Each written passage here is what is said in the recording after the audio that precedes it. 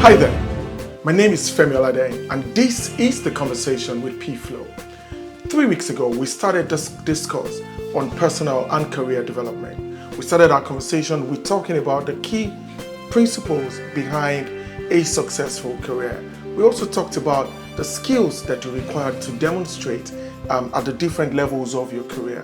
Today, we're going to round off our conversation with a quick chat on what personal development means. You know, personal development is a lifelong journey of continuous self-improvement. You know, one of the things I always say to people, as you know, I pastor in church, is that the person who's the worst person in the world is the one who cannot self-develop or who cannot self-evaluate. And the moment you can do self-evaluation, it means that you're on the journey to personal development. Now, understand this: as human beings, there are certain parts of our lives that are broken into different strata.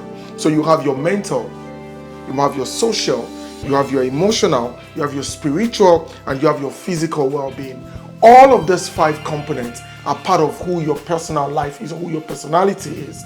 And it is important that you invest sufficient time and resources in ensuring that your life is on a continuous improvement plan as it relates to each of those elements. Let's start with the first one, which is your mental development. Look, everybody in life who achieved one thing or the other must have gone through a continuous process of mental development. I remember when I was growing up as a kid, one of the things that used to happen was that in all of the things that I did, you know, you consistently had to get yourself better than you were yesterday. So you were in primary school, you spent 1 year in primary 1. If you did not develop yourself, you are unlikely to go to primary 2. There were actually specific performance benchmarks against which your life was going to be benchmarked. And if you didn't meet those benchmarks, you are not going to graduate. And that's the way life is. Your mental capacity must develop on a continuous basis. Otherwise, you're going to be left behind by your peers. Yes, last week I said to you, don't use other people as your benchmark. But that doesn't mean that you shouldn't see how other people are developing themselves and invest in yourself at the same time. It is important for you to understand that your mental capacity is a functional part of who you are. And the truth is that if your mental capacity is diminished, actually, everything else we're going to talk about is not your business. And let me explain what I'm saying. If somebody has a mental issue, schizophrenic or whatever it is, they call those things, every other part of their life will suffer as a result of the constraint on their mental capacity. So it's very important that you focus on your mental development. Now, how do you focus on your mental development? The first thing you have to do is continuous learning. You can't be static in the things that you know. The world is changing. I started using a computer when we had Windows 95. It was the biggest celebration when it came out. But guess what? Windows 95 cannot run any of the current programs that are available in the market today because it simply didn't have the capacity to. So the same way the Windows and Microsoft guys kept evolving to the point where we are today is the same way your brain has to continue to develop, and that is only through continuous learning. Now, you have to expose yourself to a lot of information. One of the things that drives me crazy about the use of social media in Nigeria is that we don't even use it for personal development. There is so much information out there that is available to you if you search. And when you search, you can read and develop. You know, I remember a friend years ago, we had both studied abroad, and we came back to Nigeria, and we were trying to get a job. And during the interview process, they asked him a question, which was, tell me about the global economic crisis. But he hadn't read anything about it. And of course, he fumbled in that exam, and he didn't get the job. And sometimes, understanding that there is a preponderance of information out there that is available to you is important for you in developing your capacity. The third thing that you have to do to develop your mental capacity is to ensure that you are using your brain for tasks that help you develop. So let me give you an example. I have an app on my phone it's called Wordle, and it means you have to create words from a series of letters that are given to you. I used to think my vocabulary was quite expansive until I started to play that game, and I realized that I'm stuck on the same level for almost a day or two, simply because there's just a wide range of words out there that I needed to learn. And I found it very, very developmental for my brain. In the past, I would have been playing games that didn't do anything for me. So it's important that you do that. In your career, you also have to do professional development. I studied accounting. I qualified as a chartered accountant in 1992. This year makes it 32 years since I qualified. Trust me, the things that I learned 32 years ago, they're not relevant anymore. Well, some of them are like economic theory and all. But the reality is, the generally acceptable accounting policies that we are ruling then, they are not anymore. Today we've got IFRS. So if I stay static and try to be an accountant and I don't learn the new things, I'm not going to be able to match up to my peers. So it's extremely important that mental development is a continuous process. In fact, it's medically proven that people who are able to maintain mental acuity for the long term of their lives, they are people who have invested in their mental capacity. So remember this, you must focus on your mental development. The second element is your social development. Now look, human beings are social animals. The only way we thrive and grow is by communicating with other people, by building a life with others. And if you don't do that on a conscious and continuous basis, it is actually very possible that your life just goes on a downward spiral. Your social network is a fundamental part of who you are and what you become. If your social network is constrained or you do not allow your social network to develop, it's very likely that people are going to leave you out. So I had a friend, or I have a friend who came to me and said, "Oh, Pastor, I'm looking for a husband." Then I asked, "What do you do on Friday evenings?" "Oh, I'm always at home." "What about Saturdays?" "I'm always at home." "Sundays?" "I'm always at home." I said, your husband is not going to find you at home. You have to step out of your comfort zone and get into a place where relationships can happen. But if you sit down at home and not build a social network, it's unlikely that you're going to be able to achieve anything with your life. Now, what are the things that you need to do? The first thing, like I said, you need to expand your network.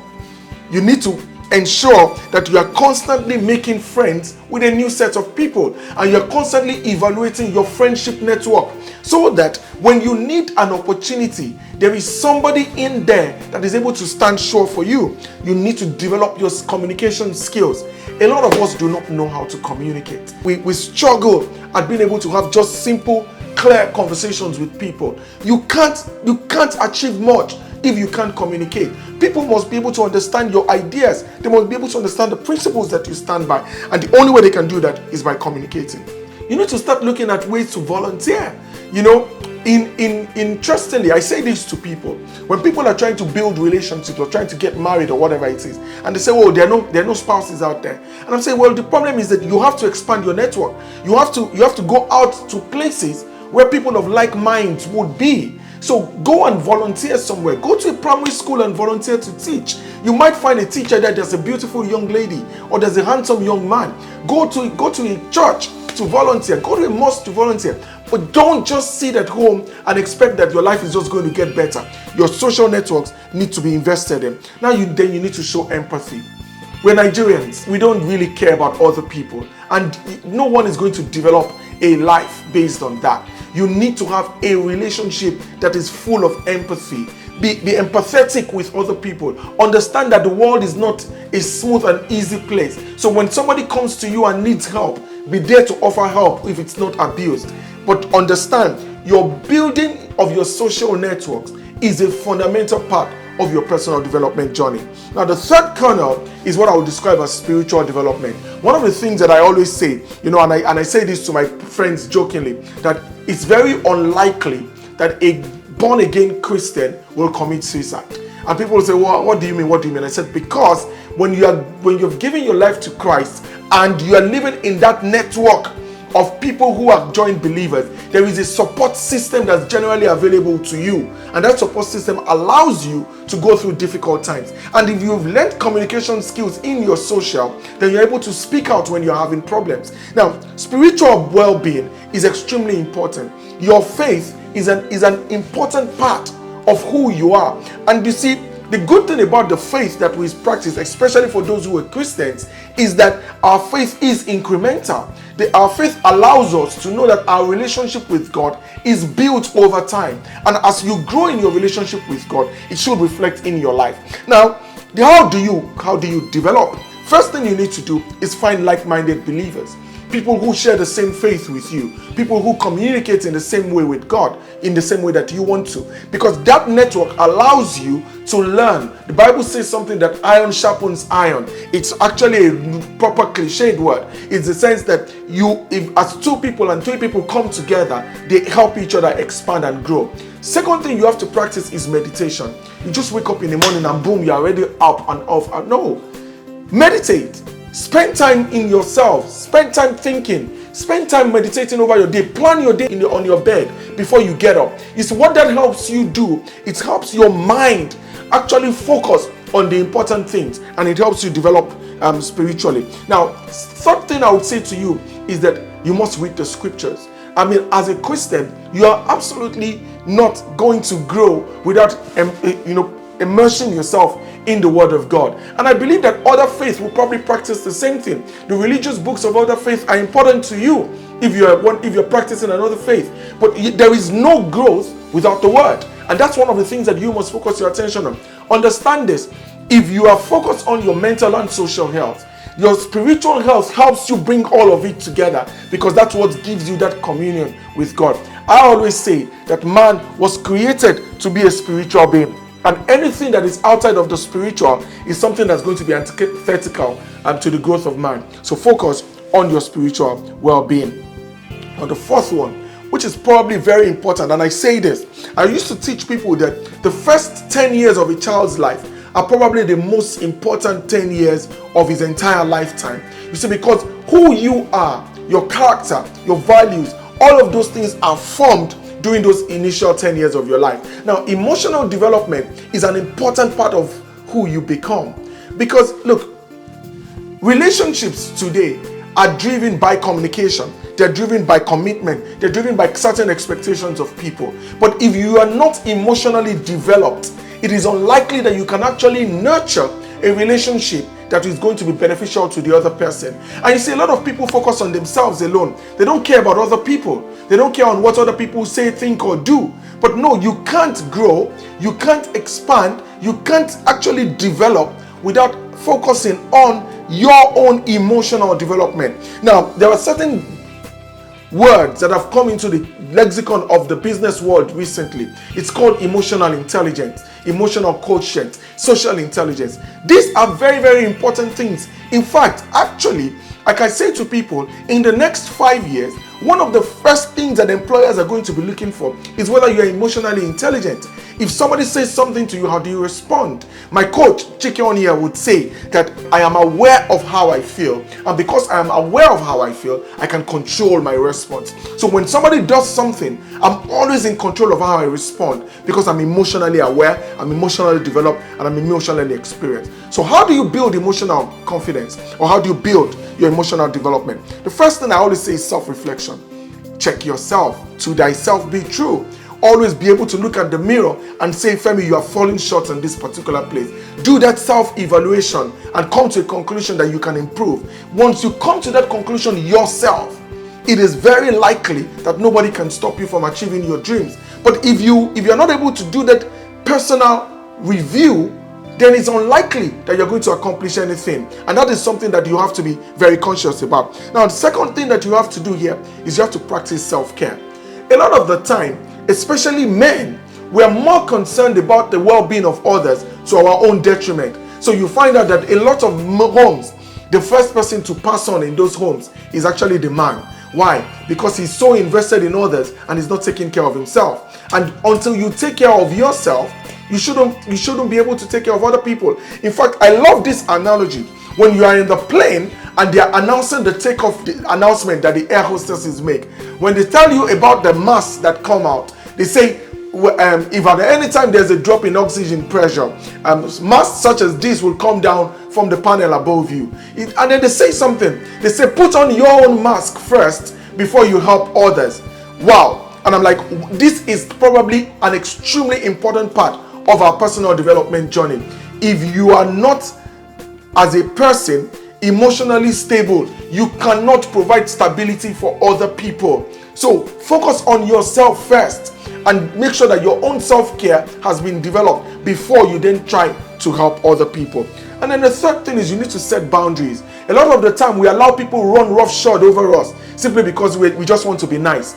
There is a place for you being nice, and there is a place for you to set boundaries, knowing that human beings have the capacity to push people beyond natural limits. And the moment you understand that that's how people are, it's easier for you to control it. Set boundaries. There are certain things you cannot do. If you do it, I'm not going to accept it. And people must know it. People around you must know it, so that you can keep your own emotional well-being. And finally, look, on this point, seek support.